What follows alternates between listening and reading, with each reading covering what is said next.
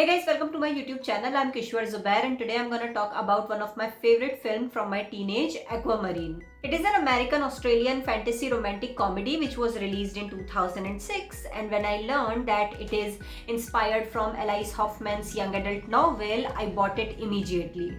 But as you can see, it's more of a novella or short story. It's really tiny with just 105 pages, illustrations and really big font.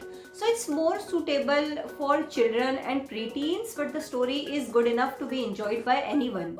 I finished this book in half an hour, I guess, and then I rewatched this film as well, and I noticed a million differences because obviously lots and lots of changes had to be made, newer elements had to be added to turn such a teeny tiny book into a full-fledged film. So in this video, I'll be comparing this book with its movie adaptation and I'll tell you which of these two is better and why. There will be mandatory spoilers obviously. So let's get started. Let's start with the plot, which is almost similar in both media. Haley and Claire are best friends who are enjoying their last few days of summer vacation before they separate. They spend most of their time at the Capri Beach Club admiring its cute employee Raymond. One day after a bad storm, they found a mermaid named Aquamarine inside the club's swimming pool. She falls in love with Raymond the moment she lays her eyes on him. So Haley and Claire tries to do everything they can to help their newfound friend to woo him. Now the movie is considerably different from the book and I'll try to discuss all the major differences. So let's start with the characters. First of all, we have Haley and Claire played by Jojo and Emma Roberts respectively. They were not described appearance-wise in the book. Their personalities were mentioned, but we don't know exactly what they look like. Other than that, they are 12 years old. They were best friends and next-door neighbors all their lives, but it wasn't so in the movie. Also, Claire is the one who is moving to Florida with her grandparents, but in the movie, it was Haley who is going to Australia due to her mother's job. Claire's parents were dead in both the media, which has turned her quite shy and skittish, but they died in a car accident in the book while they drowned in the movie, which I think was a much better explanation of her aquaphobia. Haley's situation is almost similar in the book as in the movie, besides the fact that she's not moving, but her parents are divorced and she lives with her mom who work long hours and don't have much time for her. Then there's my favorite Aquamarine, though I liked her more in the movie. In the book, she's got silvery hair, blue eyes, shimmering blue nails with thin webbing between her fingers. She's got a turquoise tinge to her skin and a long scaly tail that does not go away when she's out of water.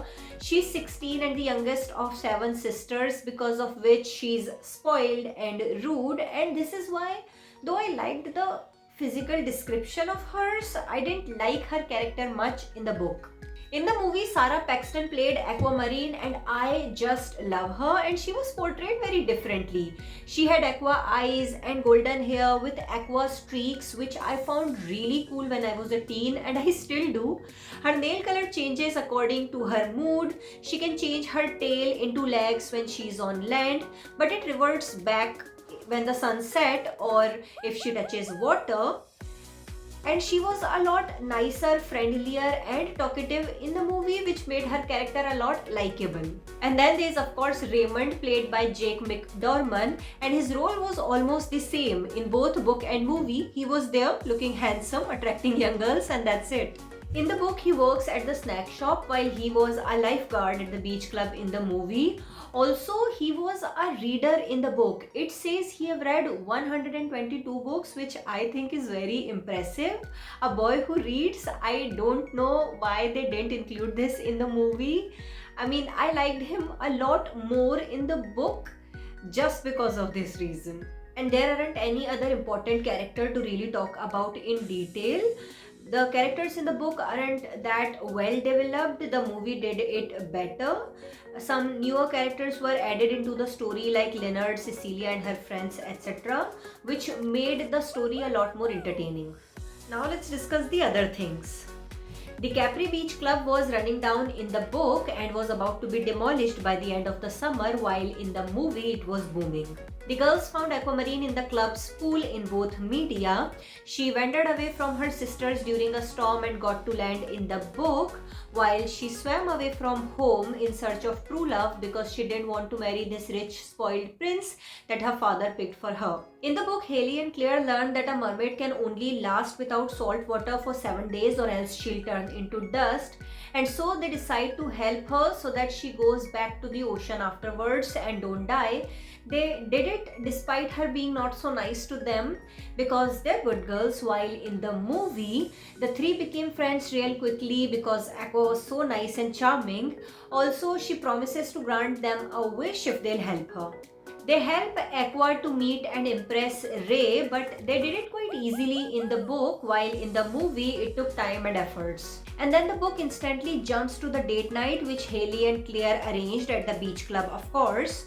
They both design a beautiful blue dress for Aqua with tiny starfishes, oyster shells, pink rocks, angel wings and all, and in my mind it looks gorgeous.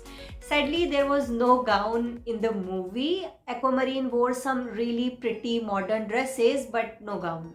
In the movie, it took Raymond a while to get to know Aqua and to get attracted to her and to fall in love with her. While it was instant in this book, they just go on one half-blind date and Raymond falls for Aquamarine's beauty, which I find very superficial. In every book, there was no romance in this one. And then Raymond finds out that Aquamarine is a mermaid. In the movie, Cecilia pushes her off the dock and she gets pulled back into the ocean by her father. While in the book, Ray finds out she's a mermaid when he dives into the pool to save a boy who accidentally falls into it. Haley, Claire and Aquamarine do not become as good friends in the book as they did in the movie, but they do like one another. And that's all the major differences that I could find. There are many others, but I think you should read and watch Aquamarine by yourself to enjoy it. Certain things that happened in the movie only happens in the movie. They are not present in the book and hence I haven't mentioned them. Overall, the story is sweet, fluffy, quirky and fun. It's all about friendship, growing up and accepting changes. Although I wish this book was longer, like an actual novel, but they both are perfect for beach summer vibe. I recommend them both, but if I'll have to choose one, I'll definitely go with the movie as it's a childhood favorite, makes me nostalgic, and as I've mentioned, it's a lot more detailed, funny and entertaining. And that's it for today. Make sure you subscribe to my YouTube channel and hit that like button as that will inspire me to make more such crazy content.